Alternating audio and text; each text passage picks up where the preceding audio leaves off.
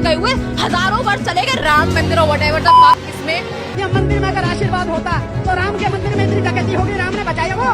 पहले तो आप सभी जैनजीस को बधाई हो, आपने धर्मेंद्र प्रधान का इस्तीफा ले ही लिया और इससे देश में एक बड़ा बदलाव आएगा। लेकिन इस प्रोटेस्ट में काफी कुछ हुआ जिससे हमारे हिंदू धर्म को आहत पहुंची। लोगों ने हमारे सनातन धर्म को गालियां दी और हिंदू धर्म को बहुत बुरा भला कहा।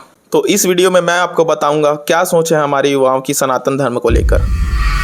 राम मंदिर, जिसके कारण एक पॉलिटिकल पार्टी ने 2014 का चुनाव जीता और 2019 में भी वो जीत गई। लेकिन इसका मतलब ये नहीं कि हम उस पार्टी के नाम पर हमारे भगवान को ही गाली देने लगे। प्रभु श्री राम हमारे इष्ट देव हैं, हमारे पूर्वज हैं, आप उनको कैसे बुरा बोल सकते हो। हमारे देश के पूर्व प्रधानमंत्री अटल बिहारी वाजपेयी जी ने कहा था, ये पीछे आपको लड़ना है एक दिन, मगर राम से मत लड़िए, मंगल पांडे जी याद है आपको? अगर नहीं तो हिस्ट्री जाके पढ़ो। 1857 की क्रांति में वो पहले देश के वीर थे जो शहीद हुए थे। एक कट्टर ब्राह्मण हिंदू जिसने धर्म और देश के कारण अपनी जान दे दी। और तुम्हें लगता है ब्राह्मणों ने किया क्या है? अगर उन्होंने शुरुआत नहीं की होती ना तो आज भी किसी अंग्रेज के घर का बाथरूम साफ कर रहे होते। और हम बुरा बोल किसको रहे हैं? उनको जिन्होंने ये पूरी सृष्टि बनाई, हमको सही रास्ता दिखाया।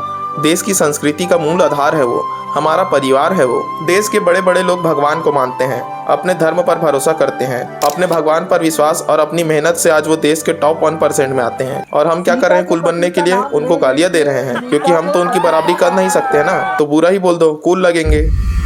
विराट कोहली जैसे स्टार खिलाड़ी के लिए बुरा बोल रहे हैं, जिन्होंने देश के लिए कितना कुछ किया है। लोगों को उनके सनातनी होने से प्रॉब्लम हो रहा है। प्रेमानंद महाराज जी, जिन्होंने आज तक किसी का बुरा नहीं सोचा, किसी के लिए बुरा नहीं बोला, उन्हें भी हम गलत ठहरा रहे हैं। और अगर तुमको लगता है कि हम इंडियंस तो बेवकूफ हैं, तो फिर स्टीव जॉब्स और मार्क जकरबर्ग, उनके पास भी दिमाग नहीं होगा जो वो सनातन धर्म को मानने के लिए इंडिया आकर नीम करोली बाबा के आश्रम गए।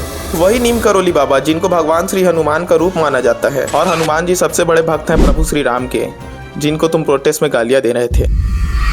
अच्छा, किसी ने प्रोटेस्ट में बोला था हमारे मंदिरों में इतना पैसा आता है तो इससे देश को क्या फायदा होता है? पूरा पैसा तो पंडितों की जेब में जाता है। तो उनको मैं बता दूं, हम टैक्स भी तो पे करते हैं, उसका क्या होता है? वो भी तो आपके सो कॉल्ड अधिकारियों के जेब में चले जाता है। जबकि वो अधिकारी भी तो पढ़े लिखे हैं, तब भी तो वो देश के लिए घोटाला ही कर रहे हैं। तो हम भरोसा किस पर करें? देश की तरक्की तो उन्होंने भी रोक रखी है। इसलिए आखिरी में मैं सिर्फ इतना कहना चाहूंगा कि अपने धर्म का सम्मान करो, और अगर आप दूसरे धर्म को मानते हो फिर भी दूसरों के धर्म का सम्मान करना सीखो।